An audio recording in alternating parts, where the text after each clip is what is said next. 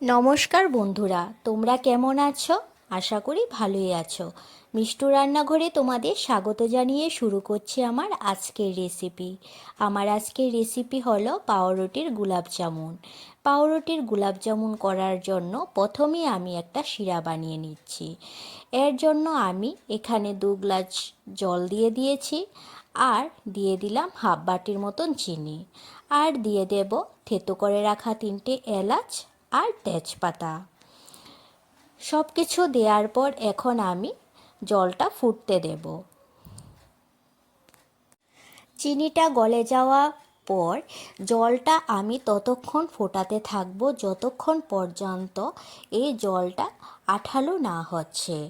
যখন জলটা আঠালো হয়ে আসবে তখনই শিরাটা তৈরি হয়ে যাবে।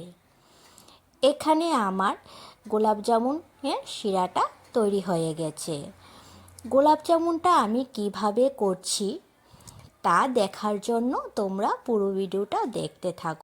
পাউরুটির গোলাপ জামুন করার জন্য এখানে আমি 1 প্যাকেট পাউরুটি নিয়ে নিয়েছি। এখন আমি পাউরুটিটা খুলে নেব। পাউরুটিটা খুলে নেওয়ার পর এখন আমি পাউরুটির পিসগুলি আলাদা আলাদা করে নেব। আলাদা করে নেওয়ার পর এখন আমি এই পাউরুটির সাইডের অংশগুলি একটা ছুরি দিয়ে কেটে নেব।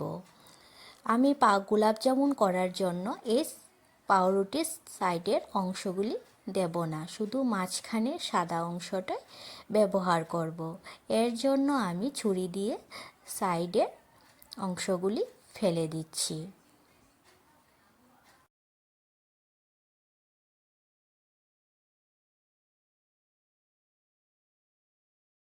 সবগুলি পাউরুটির সাইডের অংশগুলি কেটে নেওয়ার পর এখন আমি পাউরুটিগুলিকে ছোট ছোট টুকরো করে নেব, তাহলে পাউরুটিটা আমার মাখতে সুবিধা হবে। এর জন্য পাউরুটিগুলিকে আমি ছোট ছোট টুকরো করে নিচ্ছি। পাউরুটিগুলি ছোট ছোট টুকরো করে নেওয়া হয়ে গেছে। এখন আমি সবগুলি পাউরুটি একটা থালায় নিয়ে নিচ্ছি। পাউরুটির টুকরোগুলি থালায় আমার নেওয়া হয়ে গেছে। পাউরুটির টুকরোগুলি থালায় নেওয়ার পর এখন আমি পাউরুটির টুকরোগুলির মধ্যে দিয়ে দেব দুধ। এখানে তোমরা যে কোনো দুধ ব্যবহার করতে পারো। দুধ দিয়ে এখন আমি পাউরুটিগুলি মেখে নেব। পাউরুটিগুলির মধ্যে আমি অল্প অল্প করে দুধ দিয়ে মেখে নিচ্ছি। বেশি দুধ একসাথে দিলে তাহলে পাউরুটির ডোটা সুন্দরভাবে হবে না, পাতলা হয়ে যাবে, আর গোলাপ জামুনগুলি ভালোভাবে বানানো যাবে না। এখন আমি এর মধ্যে দিয়ে দিচ্ছি গুঁড়ো দুধ।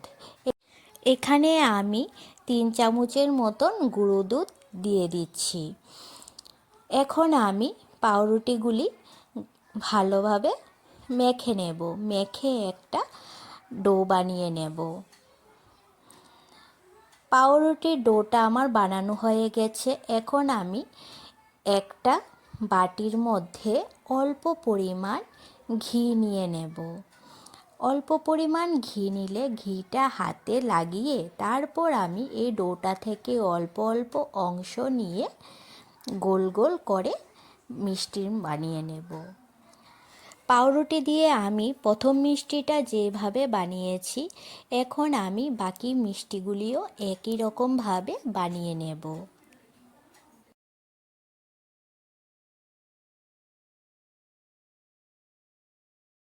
একই রকমভাবে সবগুলি মিষ্টি বানানো হয়ে গেছে। এখন আমি মিষ্টিগুলি ভাজার জন্য গ্যাসে একটা কড়াই বসিয়ে দিয়েছি, দিয়ে দিলাম সাদা তেল। মিষ্টিগুলি আমি সাদা তেলেই ভাজবো, এর জন্য আমি কড়ার মধ্যে সাদা তেল দিয়ে দিয়েছি। তেলটা গরম হয়ে গেছে, এখন আমি একে একে সবগুলি মিষ্টি ভেজে নেব। এদিকে আমার শিরাটাও তৈরি হয়ে গেছে। এখন আমি মিষ্টিগুলি ভাজার পর মিষ্টিগুলি শিরার মধ্যে ফেলে দেব।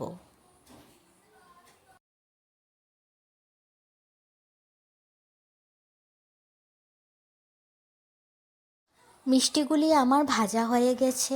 এখন আমি মিষ্টিগুলি তুলে শিরার মধ্যে ফেলে দেব। এখন আমি মিষ্টিগুলি তুলে নিচ্ছি। তুলে আমি যে শিরাটা বানিয়েছি এর মধ্যে ফেলে দিচ্ছি।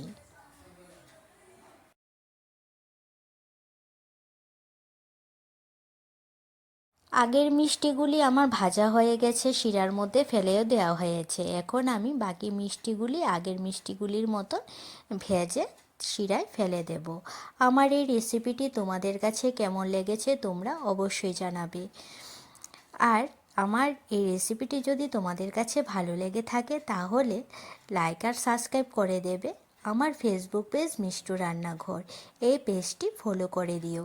ফেসবুক পেজের লিংক আমি ডেসক্রিপশানে দিয়ে দিয়েছি।